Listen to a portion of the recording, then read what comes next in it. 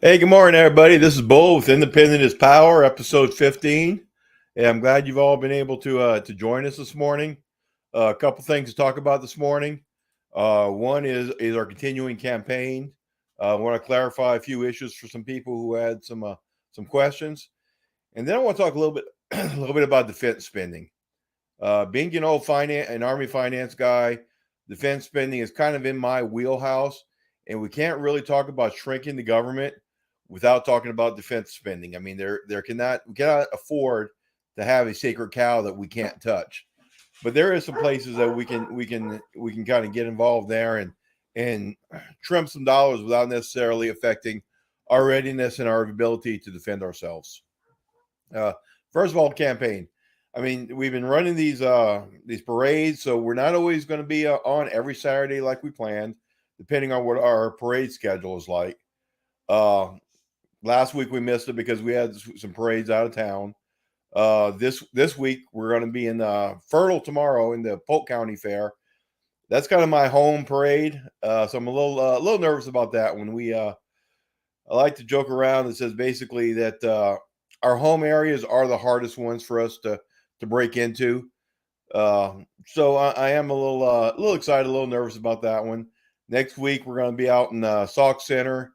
Wednesday, I believe, we're going to be out in Pendleton County and Thief River Falls for their county parade. The responses we've gotten from these parades, they've boggled my mind. They've humbled me. Every time we go out there and we give our little spiel, I mean, we let them know, hey, you know what? I'm running against Michelle Fishbach. I'm a small government, leave us alone type of candidate. And all of a sudden, the heads start going not north and south. They start agreeing with everything we're saying. And by the time we get done and we tell them a little bit more about ourselves, we're getting applause along the parade route. For somebody coming outside the two-party system, and even from within the two-party system, that's not the normal reaction a politician gets when they're in these parades. So our message is really ringing true to a lot of people. We're being recognized on the parade route. I mean, as we're coming up, we're like, hey, that's Bull, which means people are looking for us or hoping to see us. So I mean, so that's great. I mean, we are gradually transferring right now into a part-time campaign to more of a full-time campaign. That's pretty much how it's going to go from now until election day come November. Many of you have already gotten your primary ballots in, and a couple of people have questioned me about them because I am on the primary ballot, even though I'm not running against anybody under Legal Marijuana Now Party. And for those who have not seen our video before or read some of our Facebook pages on that, basically, when we fail to meet our criteria to get on as an independent because of Minnesota election laws, we were offered that slot with Legal Marijuana Now, since our marijuana legalized plank on our platform matches their entire platform. So they offered us that slot. So it was either accept it or not be on the ballot. Of course, we accepted it. So I hope that helps to clarify a few people, because I've had a few people reach out to me and go, "Hey, this is shenanigans already. You're under Legal Marijuana Now instead of independent or as a libertarian." I've had to kind of explain the situation and explain, that's the only way we were able to get on the ballot this year. We're really hoping that once we get elected, that will help bring a little bit more visibility to the subject and help people in the future be able to get on the ballot without having to jump through all those hoops. Uh, so I hope everybody can kind of understand that. We're gonna go. What we're gonna do now is we're gonna switch over gears a little bit. And we're gonna talk a little bit about national defense and about Department of Defense spending. A lot of people have some misconceptions on spending in the Department of Defense and question why, say China, why is our defense budget 2 to 3 times larger than China's?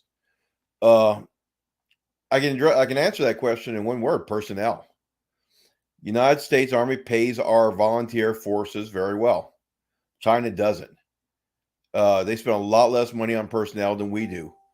Our entire military budget, of roughly, or excuse me, our defense budget of roughly $750 million of that, roughly 35 to 40 billion of that is not the Department of Defense. It's Homeland Security, FBI, State Department, other areas that fall under the umbrella of Defense, but they're not the Department of Defense. That's $720 billion. Almost over a quarter of that is personnel cost. That's a lot of money.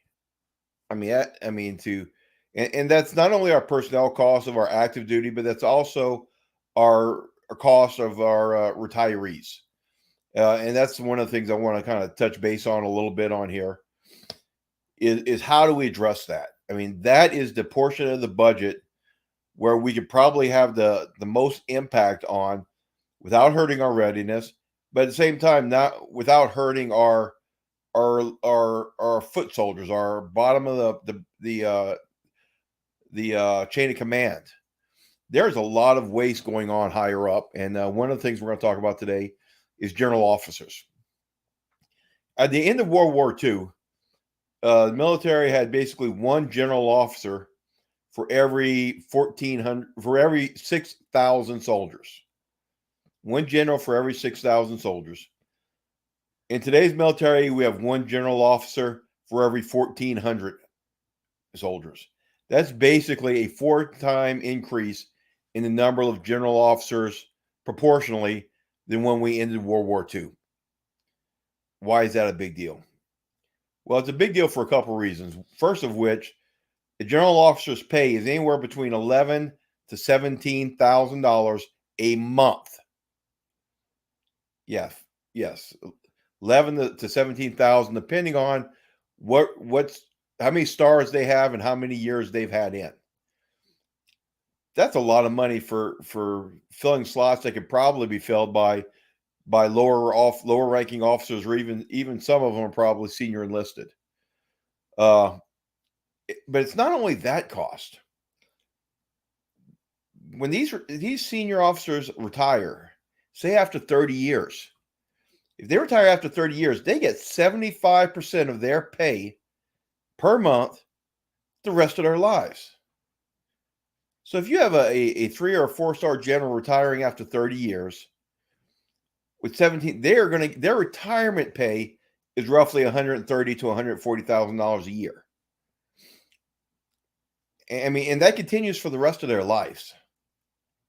I mean, that's a lot of money that we're using there that could have been used elsewhere, especially in these slots that could have been filled by somebody of a lower rank with no less of an experience level, or replaced by a civilian. Now, of course, that's going to get a few people up in arms when I say that. But here's the advantages of that civilian. That civilian doesn't retire after 25 or 30 years. That civilian stays there until they reach retirement age of nearly 65. That civilian's retirement is not tied into our Department of Defense budget. They normally have a different retirement plan. And we're getting a little bit more stability in those positions because they're in there longer. I have a buddy of mine who I was a private with. I mean, we came in the Army together. We went to AIT together. He's basically the highest civilian rank that he can get to without going into what they call the Senior Executive Office Corps, which is the equivalent of their General Officer Corps. And he's a Step 10, which again is the highest level. And the amount of responsibility he has will match probably half or more of these general officers. But the amount they get paid are a lot less, and he's going to be there longer. I mean, so that's one of these areas I think we can trim some fat. I mean, look at this. For every general officer, if you reduce us 10 general officers, you just cut off $1 million of today's budget and $750,000 a year off of tomorrow's budget or next year's budget when they start to retire. This kind of stuff, this adds up. I mean, these are the things we can address. I mean, let's look at our entire force structure. I mean, when you look at your officer corps, as they progress, you lose a few officers every step, every time there's a different promotion level, but it's not near what you would expect. I mean, for an officer, basically they get 2 chances to be looked at for promotion. And if they get declined, a lot of times, then they will be asked to leave the military service, or they'll kind of understand this is not going to be cut out for them. But they've got a promotion rate of somewhere in the 80 to 90% range. So most of your officers are going to get promoted and they're going to move up the chain. Compared to on the enlisted side, depending on what job structure you're in, once you get to that mid-level NCO, once you get to E6 staff sergeant to E7 sergeant first class, where I was, the master sergeant or the sergeant major, your promotion ranks switch down to 13 to 14%. If that, depending on your MOS, sometimes they're even lower. And I kind of wonder why that disparity. Why do we need so many of those officers, those mid-level majors and lieutenant colonels, and their equivalent payroll, filling spots that some of these master sergeants or could be filling, or some of these sergeant first classes could be filling? I mean, in my time in the military, there were jobs that I've done that I looked over, and almost a mirror image job was being done by a mid-grade field officer. If we could switch those out, wouldn't my $4,000 or $4,500 a month salary at that time be a lot more efficient, a lot more cost effective than their $6,000 or $7,000 a month salaries? And again, remember, once they hit 20 years, this goes on for the rest of their lives. Okay, so these are things that we need to look at. We need to address.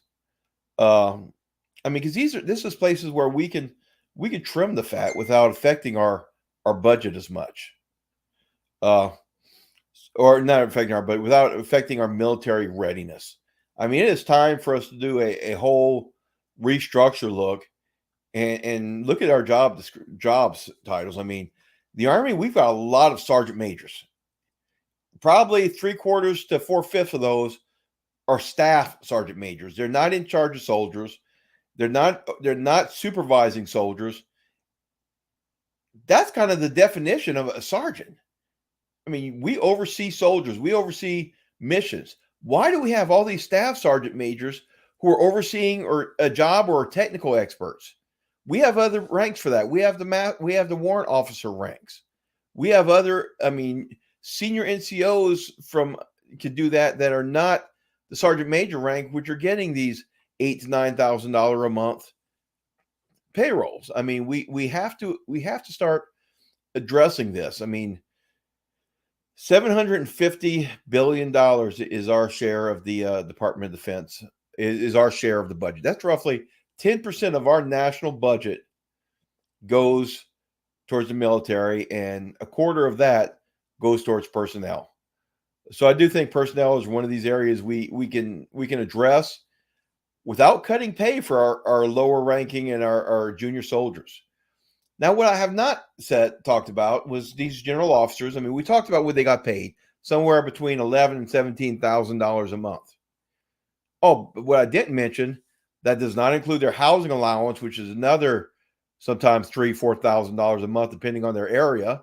We have not addressed the fact they're getting food allowance, they're getting uniform allowances every year, and they're getting free health care. So there is a lot of, I mean, so when we start adding all that together and we start looking at exactly what their payroll equivalent is, and some people come back and say, you know what, we need to compete. We're competing with the civilian world. Well, guess what? If we're competing with the civilian world, we're competing with the guys chasing the money. I don't know if these guys are the right guys to have in the military, because they're always going to be chasing the money. They're going to do whatever it takes to get that next promotion, to get that next raise. And we see that. And they're not always team players. They play cutthroat because, again, they want to make that next step. We don't need the guys who are chasing the money. We need the guys who are loving our country and want to serve. That's the same issue. I mean, that's a similarity we have between some of our officer ranks and Congress, is they have forgotten the issue is to serve. That's not saying all of them. I mean, I've had some great officers, and my commanders have been top notch. I'm still in great contact with a couple of my battle buddies who are my commanders. Regina used to be Lewis, and Jessica Sexton. They support me in my campaign even. I mean, They have done everything to support me, and they both of them have always served for the right reasons. But I've also served with those who are, again, very cutthroat and will throw somebody under the bus in a moment to get themselves out of trouble or to advance to that next rank. And the choices are either chasing power or they're chasing money. Either one of them, I don't think are really the type we want to encourage to stay in the military. So I do think if we need to trim up these officers' ranks, thin out the thin it out a little bit, and hopefully save us some money that can be used elsewhere within our budget, or go back to the people. Let me take a quick look here, see if we have any comments coming in yet. Or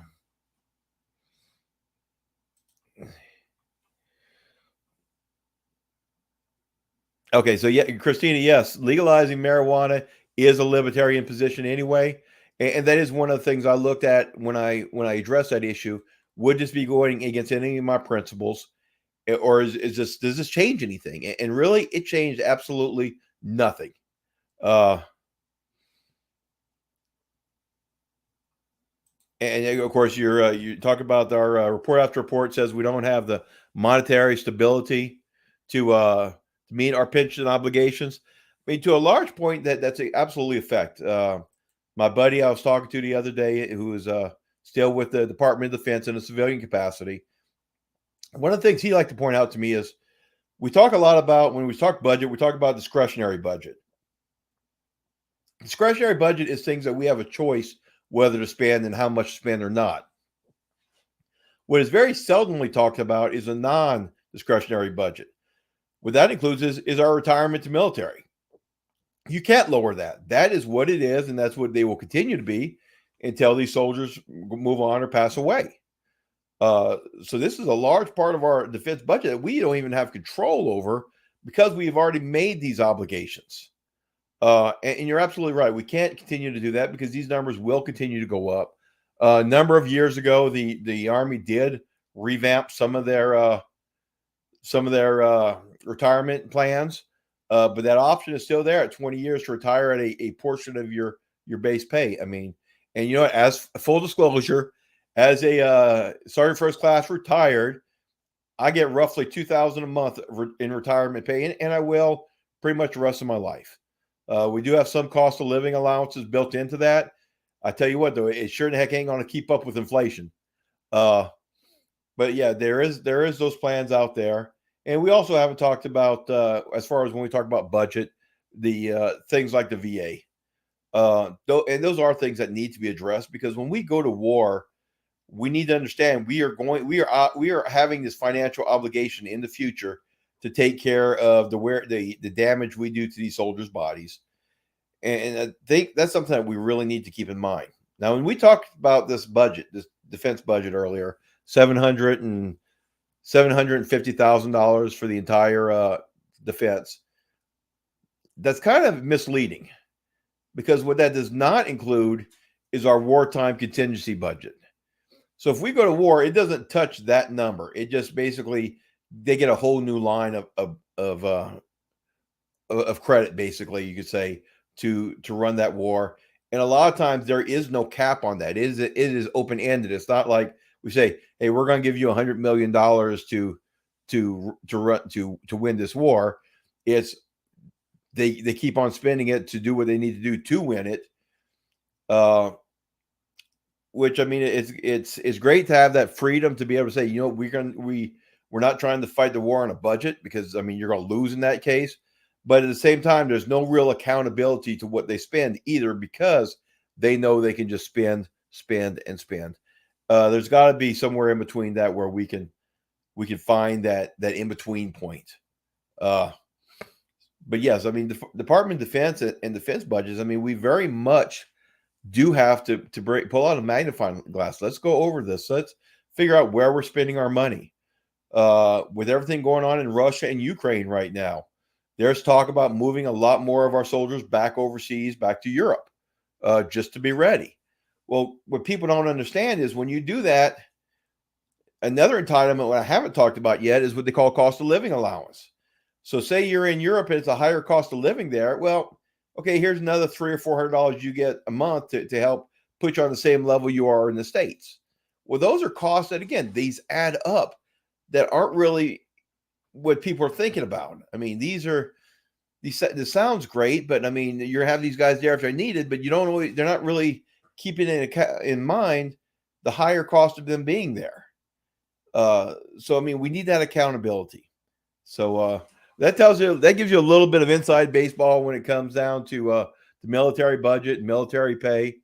If anybody has any questions, just please reach out to me. I'm looking at the comments. We don't have anything new coming in right now, so we're going to go ahead and get ready to sign this off. But hey, I do appreciate all you guys tuning in. I do support the help y'all are giving me. I do need to ask one more time, if you can help financially support us in this campaign, we very much appreciate it. Our initial purchase of 100 yard signs, we're already about halfway through them, and we haven't even really started pushing them yet. These signs are roughly $10 a piece. So for 100 signs, it's $1,000. We've had to go ahead and place our second order. And these are smaller 18 by 24-inch signs. We've already had people who are along major highways requesting plywood size signs or bigger signs that will really reach out and get somebody's attention. To do that, we need your help. I mean, we're getting into crunch time as far as this election is concerned, and we're going to have to start spending some more money to stay competitive, to stay up there. We're not looking for corporate money. Again, I don't want to be answerable to corporations. I want to be answerable to you. But to do that, I need your help in running this campaign. I mean, I've had so many people so far in the last couple of weeks talk to me about what's going on in their party and how they're leaving their party. Well, if you want options, you're going to have to help us develop those options. So please keep us in mind. Go to our website, bulljohnsonforcongress.us. To avoid any confusion, we have also bought the bulljohnsonforcongress.com. So you can actually go to either one of them, and it will bring you to our website. Go up to that right-hand side to where it says contribute or store. Go up there. Come buy some of our swag. Come help donate. Help us stay in the race. Help us change the world. Help us change Congress. And you know what? Always remember, independent is power. Thank you very much. I'll see you on the campaign trail.